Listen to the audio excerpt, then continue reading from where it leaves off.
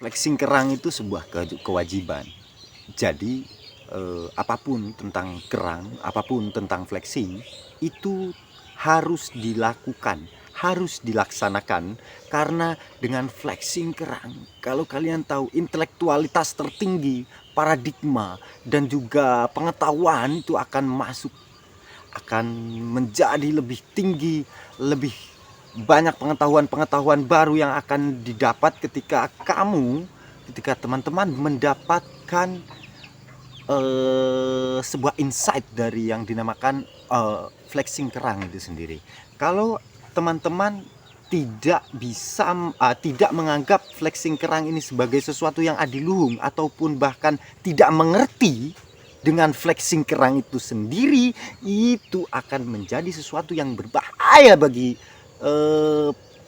perasaan dan juga intelektual, apalagi ketika ketidaktahuan ini dibawa sampai ke ujung sampai ke dasar otak pemikiran bawah sadar, dan juga sesuatu yang sangat dalam, apalagi pikiran-pikiran teman-teman itu memang harus dicekoki dengan yang namanya flexing kerang. Harus karena teman-teman harus mengerti apa itu flexing, tentang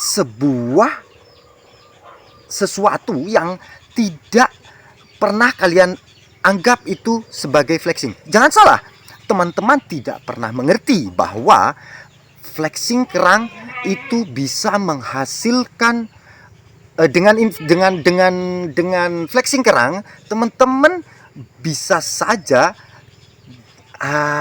teman-teman yang flexing kerang itu yang ada di sana itu tadi, yang di pulau-pulau, yang di pinggir yang di pinggir air muara yang panas, di samping-sampingnya ada pohon dan lumpur, bisa saja sebenarnya mereka itu membeli iPhone, membeli tas-tas yang bagus, tas branded yang bisa dipamerkan, kalung emas, bahkan kalung emas yang bisa sampai gelang yang bisa sampai segini, tapi mereka tidak mau. Tahu kenapa teman-teman bisa seperti itu?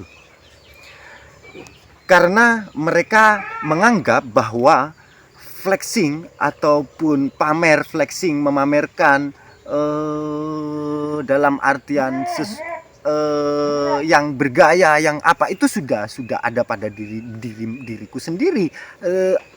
Aku sebagai manusia yang mencari kerang, aku sebagai manusia yang hidup di antara kerang-kerang itu, aku sebagai manusia yang bahkan ada di dalam lumpur itu, ada di dalam kerang itu, kami sebenarnya bisa saja membeli mobil atau yang saya bicarakan seperti itu tadi, tapi tubuh kami memang sudah ada dalam kerang itu sendiri, sudah ada dalam lumpur-lumpur itu sendiri. Dan bagi kami, pamer, apa yang ingin kami pamerkan, apa yang ingin kami perlihatkan adalah tentang diri kami yang dibalik sesuatu, dibalik kepanasan, dibalik pekerjaan yang kotor, dibalik sesuatu yang bisa dikatakan dalam pandangan umum paradigma umum ini, paradigma orang-orang di luar sana ini adalah sebuah yang jorok ataupun kotor ataupun kasihan. Jangan salah, mereka itu buah naga ada, terus cabai luas sekali, lahannya juga banyak. Anda tidak pernah tahu, malam-malam di sepanjang jalan sawah itu, kalau jalan-jalan ke sini, kalau Anda jalan-jalan di daerah kami, Anda akan tahu di mana tanaman-tanaman itu dipakein lampu satu-satu setiap pohon. Setiap pohon, satu-satu itu setiap pohon. Gak ada di lingkungan manapun itu, tidak ada. Karena itu kalau buat ngelampu satu petak lahan saja, kalau cuman iPhone untuk foto-foto di depan, kebeli. Apa itu? Cuman cuma itu bagi kami, bukan kami gitu. Kami lebih suka ketika mendatangi sebuah ladang malam hari dengan lampunya, dengan sesuatu yang bisa dikatakan itu mewah-mewah. Kemewahan ya, itu sebuah kemewahan bagi kami. Itu kemewahan. Di gubuk misalnya nih, malam-malam di gubuk, lu di rumah nggak bisa tidur, misalnya nggak bisa tidur ataupun gelisah kan, musim-musim sekarang ini musim-musim lagi overthinking ya. Kalau diem gitu terus lagi scroll sosmed, overthinking karena ngeliatin apa namanya, ngeliatin barang-barang yang disukai di sosial media, misalnya temennya udah punya, misalnya orang-orang di luar sana kan biasanya gitu, ketika udah saat melihat pencapaian temennya di sosial media, dia akan overthinking, aku bisa nggak ya sampai seperti itu ya, aku bisa nggak ya. Di sini kami nggak butuh kayak gitu. Kami kalau capek dengan kegiatan sehari-hari, misalkan capek dengan kegiatan-kegiatan yang ada juga kan di sini orang yang berkantor, yang berapa, itu ke ladang. Ke ladang itu bukan hanya sekedar kerja, bukan hanya sebagai kerja saja dia, tapi sudah dimuat. Banyak di sini orang-orang yang sebelum pulang itu, setelah pulang kerja PNS itu dia eh, setelah kerja kantor ya, setelah kerja kantor dia bisa masuk masuk ke ladang gitu. Ladang itu bahkan bisa dikatakan sebagai hiburan, bukan bukan sebuah pekerjaan gitu. Padahal aku nggak tahu kenapa orang-orang juga mengatakan bahwa yang di situ itu adalah sebuah hiburan, karena mungkin dimanja oleh ketersediaan yang ada di lingkungan itu tentang oh ya, tentang bagaimana, bahkan ketika teman-teman tahu pekerjaan-pekerjaan yang dilakukan di dalam ladang buah naga misalnya, atau flexing kerang ini, teman-teman akan dikenalkan pada sebuah sekup pengetahuan paradigma baru di wilayah cara-cara, tentang cara-cara kami bekerja saja, itu sudah mendatangkan pengetahuan yang baru, misalnya metode metode bagaimana mencari kerang itu ketika diambil dengan sudut pandang yang berbeda, dilihat dari bagaimana tempatnya yang terjadi itu seperti apa, dia akan memunculkan banyak metode.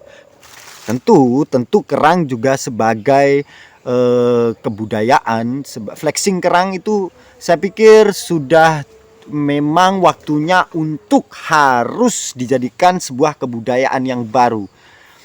Dan karena ini sebuah pencapaian tertinggi manusia bagi saya tentang flexing kerang ini, karena bagaimana tidak di situ ketika flexing kerang itu di dalamnya ada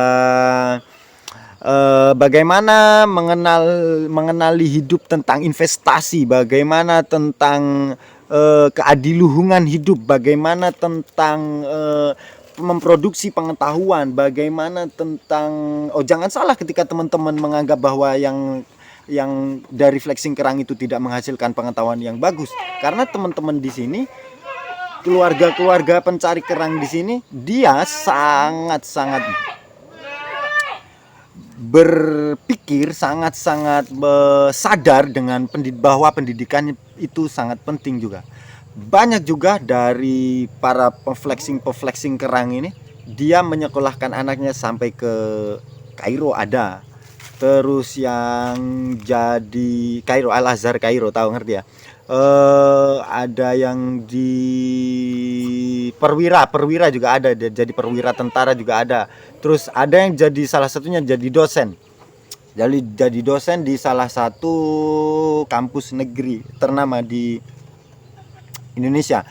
Nah, itu apa enggak pengetahuan, apakah itu pengetahuan itu tidak didapat juga dari mencari kerang? Apakah pengetahuan itu hanya didapat dari luar ketika sekolah? Saya pikir tidak. Bagaimana pengetahuan itu akan didapat ketika orang tuanya tidak memberangkatkan pergi ke sekolah?